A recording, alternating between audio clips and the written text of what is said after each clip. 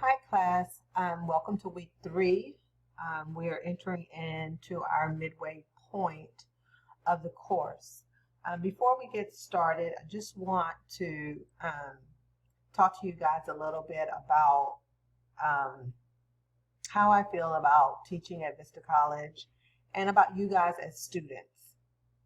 My first thought is bravo to you that you have made a decision to go in a direction that will add value to your life. Getting your education will definitely add value to your life.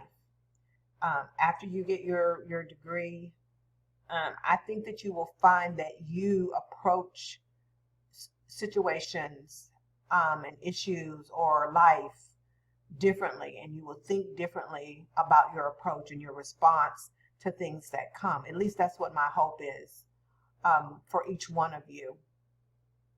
You all matter to me greatly in that you are pursuing your dream.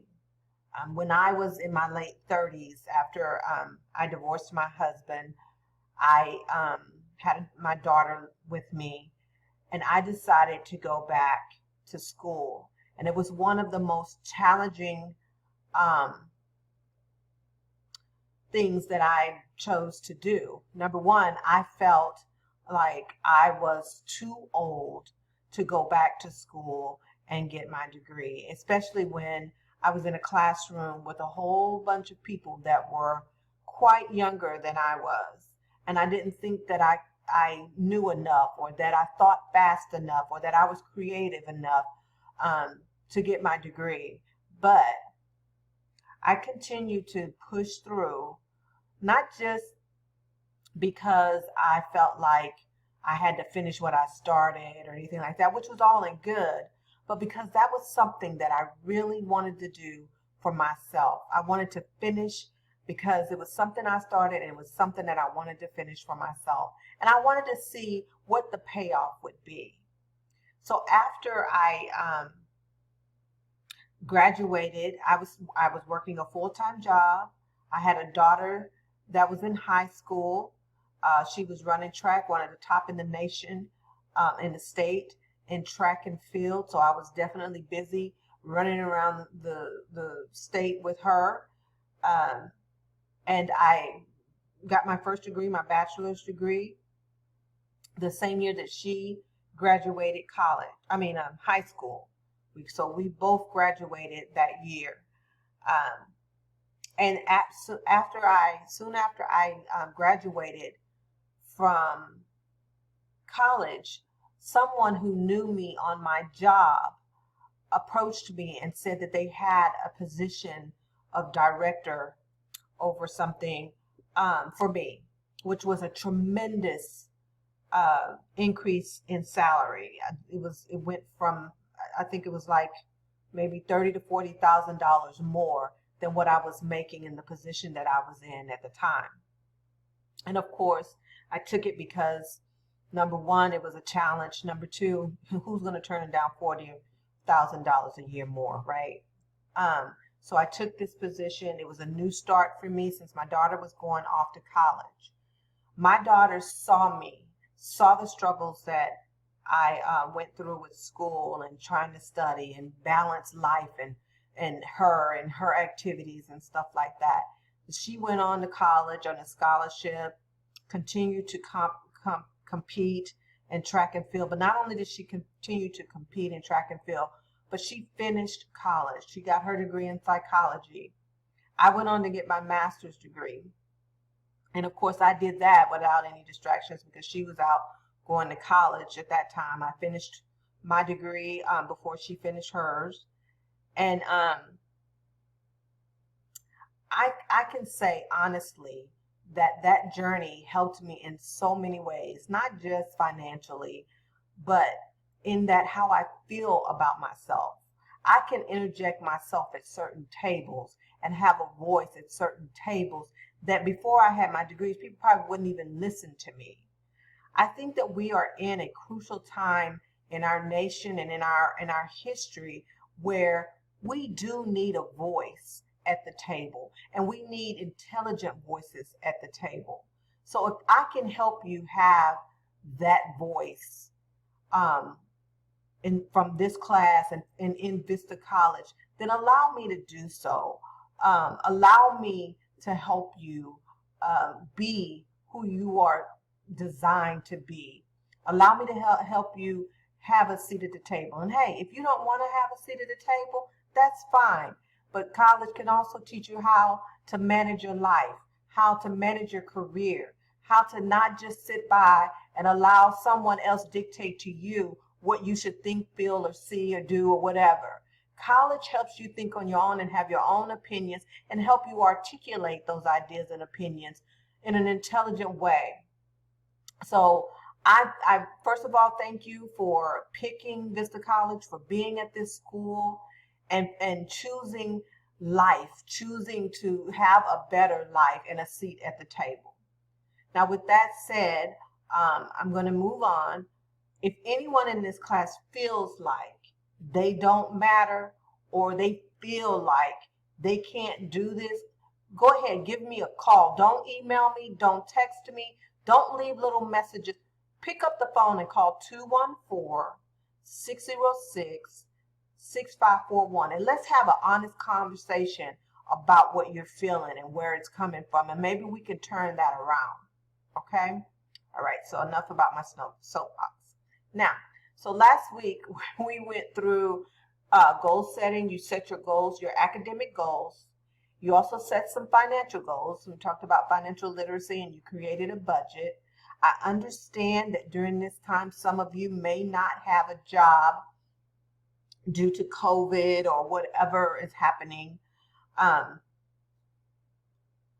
The intent for this assignment is not to know your personal business about your budget.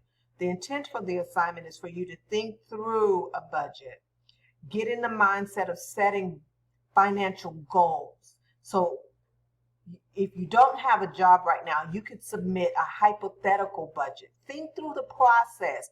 Where do I want to live? Maybe I want a 4-bedroom house. Well, how much does a 4-bedroom house cost?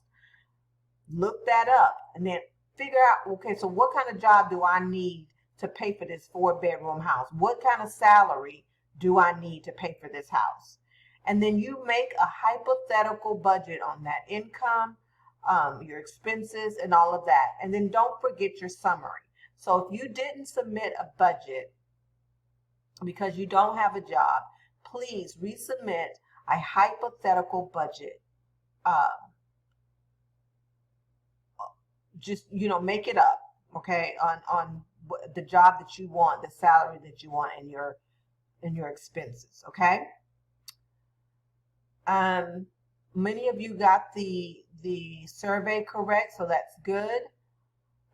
Great job on figuring out that sometimes you have to go out and come back in to see that it'll say you've already taken this survey. Well, that's perfect. Just submit that screenshot, okay? Now, this week is our midterm week, like I said. So before I get started into what we're going to talk about this week, this is the week that I send out midterm notices. And with the midterm notices, it'll show your grade and it'll show things that you can do to improve your grade if you need that. I will send out these grades or these notices on Thursday of this week.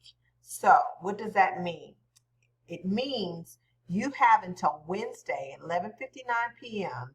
to turn in all missing assignments. So if you have any zeros, any missing assignments in this class, you can submit them by Wednesday, and in your grade and my notes about your midterm grade will reflect all of the work that you've done up until Wednesday at 11:59 p.m. Okay? And again, those notes are for you to look at, make some improvements, some adjustments if needed. Okay? So again, remember, midterm grades go out Thursday. Your missing assignments and anything else that you want to submit for this week is due by 11:59 p.m. Wednesday. This week we're talking about study skills. We're going to go over information literacy, how to read and annotate your text, test taking skills, and time management. Many of you said, I need help with time management. Well, this week we're going to talk about time management and give you some tools in your tool belt on how to use time management well, okay? In the discussion this week, you're going to rate your study habits. Are they good? Are they fair? Are they poor? And you're going to talk about ways that you can improve your study habit. And then in assignment 3.1, you're going to look at a video and study two different types of notes. There's Cornell notes and outline notes. What you have to do in this assignment is you have to take notes, whether it's Cornell notes or outline notes. And then you submit a copy of those notes in the assignment area.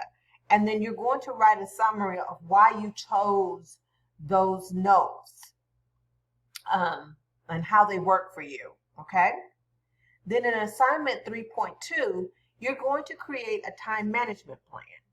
Well, you say, well, what is a time management plan? A time management plan is actually a schedule. You're going to create a schedule of your personal work and study time, okay? Again, just like with your budget, you can find different templates that have different schedule templates in it. You can go to Microsoft Office templates. You can go online and find templates. You can use Excel to make a template of your time management plan or your schedule. Once you get your schedule done, submit a paragraph with the schedule. So you need two things to submit, your schedule and a summary. And in your paragraph, you're going to answer, is there balance in your personal work and study time? Is there anything that you would do differently in your schedule? Or did you make adjustments when you created your schedule? What did you find out about your time when you made this schedule? So talk about that in your paragraph, okay? All right, so let's recap. You're going to rate yourself in discussion 3 and talk about ways to improve. What did you discover about yourself and what ways could you improve your study habits? In 3.1, you're going to submit a sample of study notes and you're going to submit a paragraph explaining why you chose the style of notes you submitted, okay? And then in 3.2, you're going to create a time management plan, i.e. schedule, with a paragraph discussing how you balance personal work and school time. Did you make any adjustments in your time? How does this schedule benefit you? All right? Again, if you have any questions, any concerns, feel free to contact me. I want you guys to be safe, whether you are avoiding COVID or whether you are protesting peacefully, whatever it is you're doing, please be safe, be thoughtful of your future as you make decisions, whether it's COVID or protesting. And contact me if you want to just chit chat. All right? All right. Thanks, guys. Have a great week.